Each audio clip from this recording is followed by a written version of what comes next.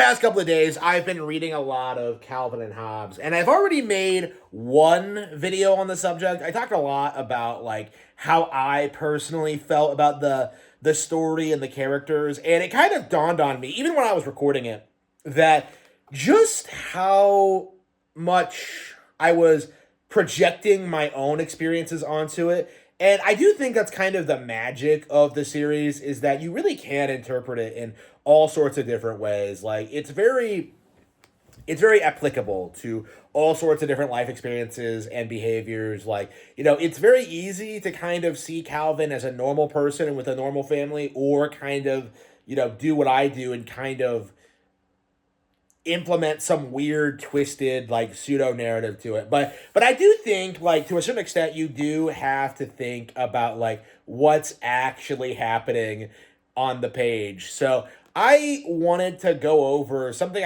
I was kind of thinking about and kind of wanted to demonstrate Calvin's relationship with his best friend Hobbes. So we all know the typical format where Calvin and Hobbes are just kind of spending time together and having conversations about life and their own perspectives on things. As an adult, it becomes more and more obvious that Calvin is driving the conversation and Hobbes is just kind of reacting to it. My opinion, of course, is that this means that Hobbes isn't real, but a lot of people kind of, assume that this is just Hobbes' personality, or that it's that they're dynamic. And it's very interesting how something this straightforward can have like, a couple of different interpretations. In a lot of ways, it comes off as if Calvin is figuring out his worldview by these conversations with Hobbes. They have all these discussions about the world around them. They have interactions with other people. And you have situations like this, which come off like pure wish fulfillment on Calvin's part. Having your stuffed animal do your homework for you. That sounds awesome. But reading this as an adult, one of the things I noticed is that Hobbes isn't present as frequently as Calvin. And on paper, that makes sense because Calvin's the main character and Hobbes is kind of the sidekick. But what I found interesting is seeing when he's present versus when he's not. So when Calvin's with Hobbes, they have all these fun adventures together. They have all these deep philosophical discussions. And then when he's with his parents, it's sometimes like this. It's just straightforward, just kid humor. So Hobbes, in a sense, like represents what Calvin sees himself as in these interactions, while scenes with his parents and with like reality kind of showcase the reality of it. That Calvin isn't this isn't right about everything. That he is kind of a brat. That he still has a lot of learning and growing up to do. Whenever the focus is on other characters, Hobbes never really seems to do a whole lot. But when Calvin is all by himself, Hobbes is suddenly everywhere and is suddenly just commenting on everything. Calvin is just coping with his own isolation, his loneliness, and his inability to connect with other people. His parents and the people at school and everyone he might interact with.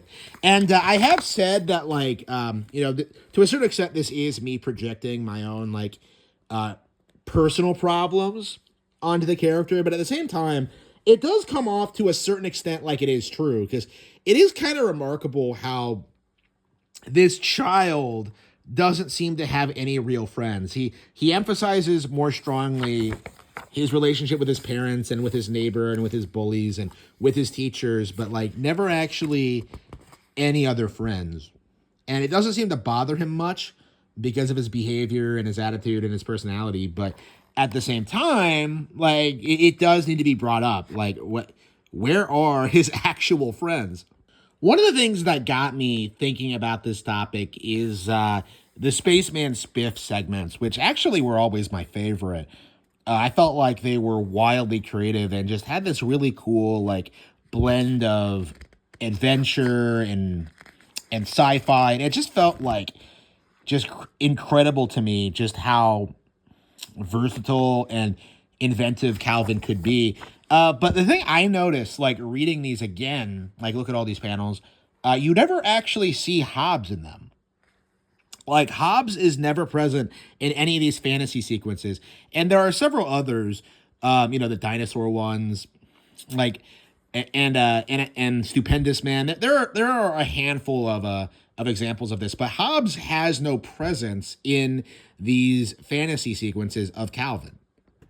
Now, obviously, this is just up to interpretation. I really do feel like I really need to say that a lot whenever I talk about Calvin and Hobbes, because I feel like so much of like my personal relationship with the series is like due to my personal interpretation of it, which is in no way meant to be canon or official or like anything that has any basis in reality. It's just like subjective personal preference, like the way I like to view the character. And to a certain extent, it's very interesting that the series allows you to have these kind of different perspectives. And I think it's a big part of what gives it that timeless quality and why it appeals to so many different people.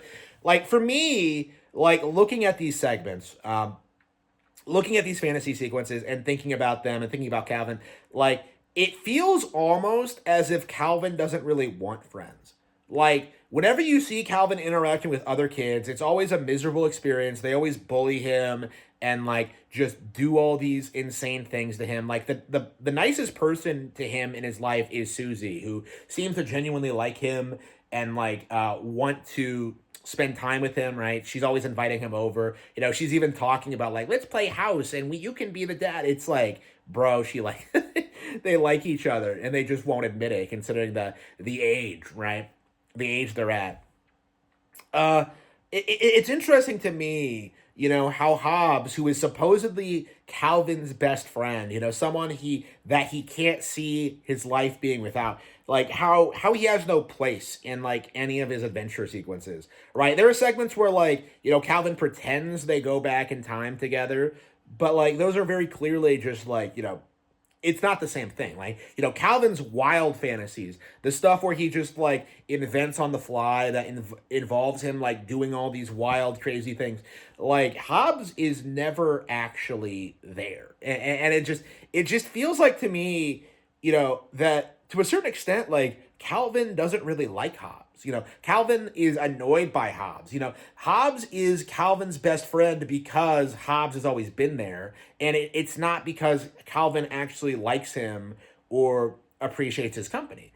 Like there are so many sequences in this when like Hobbes jumps on him and beats him up and Calvin is miserable. Like Calvin's general interaction with Hobbes is fighting with him all the time over like weird nonsensical things, about Susie, about like our differing perspectives and differing worldviews. Like this isn't the relationship you have with your best friend, essentially. In a lot of ways, it feels like Calvin is like outgrowing Hobbes and feels this need to move on from him and like go on these like crazy wild adventures, and yet like he can't let go because Hobbes is just a giant cope. Hobbes is like the only person who's always there for him no matter what, even if they fight. Like Calvin just has no perspective as to like what an actual friend is. Like that's kind of my interpretation at this stage. And obviously, this is just an interpretation. This is just kind of my opinion reading the series again. Like, again, this is just like, it's a very up to interpretation kind of thing. But, like, I feel like that's kind of the way I look at it in this sense, is that Calvin is just very, very miserable, like, expresses being miserable, like, near constantly. Like, whenever he has free time, he's super bored and just, like, fed up with everything. Like it comes off as if he's just having this very miserable life, and it's very easy to come to the conclusion that he's just a spoiled brat, but in actuality, like is anybody like sticking up for him? Is anybody like putting him on the right path, giving him good advice, like setting him up for the future? Like, no. Like, his parents won't even play Monopoly with him. Like, oh, it's cute how he plays with his stuffed tiger. Yeah, because his parents won't play. You know, that's just the reality of it. I feel like that's just how I feel, is that Calvin is very, very neglected by everyone around him. And that's what gave him this attachment to this stuffed tiger, to the point where he genuinely wants to believe it's real. Even though, at his core, of course, what he would really want is actual, genuine connections with actual human beings.